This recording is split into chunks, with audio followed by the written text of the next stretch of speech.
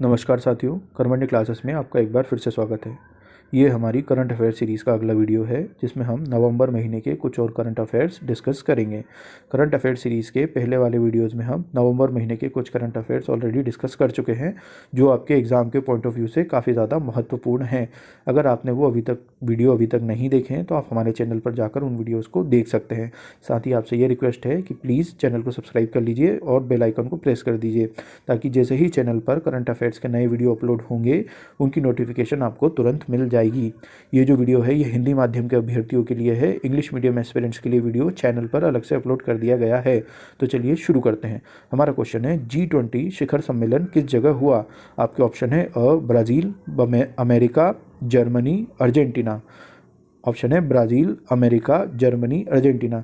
इसका आंसर है option Brazil. Brazil में इस बार का G20 शिखर सम्मेलन हुआ। ठीक है, इस शिखर सम्मेलन में हमारे प्रधानमंत्री श्री नरेंद्र मोदी जी ने कहा कि भारत ने अब तक नवीकरणीय ऊर्जा के निर्माण का 200 गीगावाट का लक्ष्य हासिल कर लिया है और भारत का जो वास्तविक लक्ष्य है नवीकरणीय ऊर्जा के निर्माण का वो है 500 गीगावाट, जो भारत को 2030 तक हासिल करना है। ये जो समिट हुई थी ये G20 की 19वां शिखर सम्मेलन था जो कि ब्राज़ील के रियो डी जेनेरियो शहर में हुआ था। G20 का जो 18वां शिखर सम्मेलन था वो भारत के नई दिल्ली में हुआ था और G20 का जो 20वां शिखर सम्मेलन होना है वो साउथ अफ्रीका में, दक्षिण अफ्रीका में होना है। चलिए अगला क्वेश्चन है, इस राज्य या केंद्र शासित प्रदेश में इसरो ने मार्स मून एनालॉग मिशन शुरू किया है।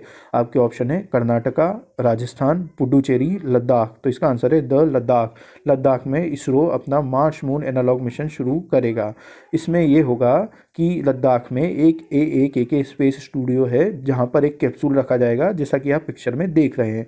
इस कैप्सूल के आसपास का जो वातावरण है उसको मंगल और चंद्रमा पर जो वातावरण है उसके समान बनाया जाएगा और फिर इस कैप्सूल में एक अंतरिक्ष यात्री 21 दिनों तक रहेगा और उसके अनुभव के आधार पर जो भी डाटा होगा उसको इकट्ठा करके उसका परीक्षण या एनालिसिस किया जाएगा। यही है आपका मार्स मून एनालॉग मिशन। अगला क्वेश्चन है, CRS ऐप हाल ही में लॉन्च की गई, इसका मुख्य कार्य क्या है। आपके ऑप्शन है स्कूल नामांकन, जन्म और मृत्यु पंजीकरण, पर्यावरण क्लियरेंस और स्वच्छता सर्वेक्षण। तो इसका आंसर है जन्म और मृत्यु पंजीकरण। CRS ऐप जो है वो जन्म और मृत्यु के पंजीकरण से रिलेटेड जो भी डाटा है उसको संभाल के रखेगा।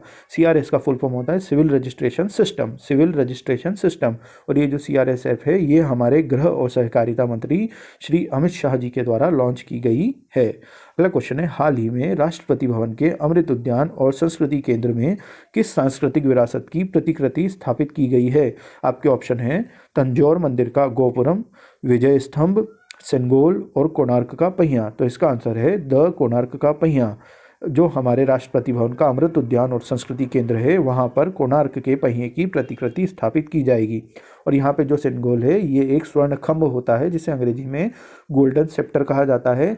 जब हमारे नए संसद भवन का उद्घाटन हुआ था तो पुजारियों के द्वारा ये जो स्वर्ण खंभ है ये हमारे प्रधानमंत्री श्री नरेंद्र मोदी जी को दिया गया था। ये जो परंपरा है ये चोला शासन के समय की परंपरा है और ये जो स्वर्ण खंभ है ये बताता है आपके देश की स्वतंत्रता, संप्रभुता और सांस्कृतिक विरासत को। इन तीनों का ये स्वर्णक्रम प्रतीक होता है।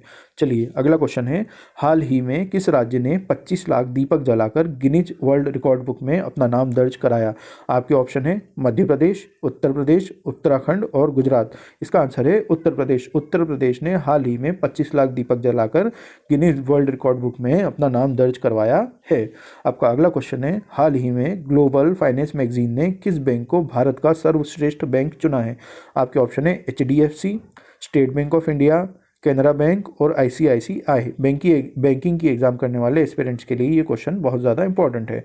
इसका आंसर है state bank of India. State bank of India को ग्लोबल फाइनेंस मैगजीन ने इंडिया का सर्वश्रेष्ठ बैंक चुना है। शायद ये इनके लंच टाइम पर नहीं गए होंगे। चलिए अगला क्वेश्चन है, भारत किस देश के साथ टैरिफ मुक्त व्यापार के लिए फिर से चर्चा शुरू करेगा। आपके ऑप्शन है अमेरिका, ब्रिटेन, फ्रांस और जर्मनी। इसका जो आंसर है वो है ब्रिटेन। भारत ब्रिटेन के साथ टैरिफ मुक्त व्यापार के लिए फिर से चर्चा शुरू करने वाला है। आपका अगला क्वेश्चन है, 4 नवंबर को किन देशों के बीच रक्षा समझौते पर हस्ताक्षर किए गए। आपके ऑप्शन है Bharat Nigeria, Bharat Tunisia, Bharat Algeria और भारत जायर। ठीक है, तो इसका आंसर है भारत अल्जीरिया। भारत अल्जीरिया के बीच हाल ही में रक्षा के मुद्दे पर एक समझौते पर हस्ताक्षर किए गए हैं। अगला क्वेश्चन है, हाल ही में खेल मंत्रालय ने किस खिलाड़ी को स्पोर्ट्समैन ऑफ द ईयर के सम्मान से सम्मानित किया है? आपका जो ऑप्शन है वो है विराट कोहली, रोहित शर्मा, नीरज चोपड़ा, हरमनप्रीत सिंह। तो इसका आंसर है नीरज चोपड़ा। नीरज चोपड़ा को हाल ही में स्पोर्ट्समैन ऑफ द ईयर के सम्मान से सम्मानित किया गया है। वहीं sports women of the year का जो सम्मान है वो मनु भाकर को मिला है। नीरज चोपड़ा ने पेरिस ओलंपिक में भारत के लिए भाला फेंक प्रतियोगिता में रजत पदक जीता था। वहीं मनु भाकर ने पेरिस ओलंपिक में शूटिंग की अलग अलग प्रतियोगिताओं में 3 कांस्य पदक भारत के लिए जीते हैं।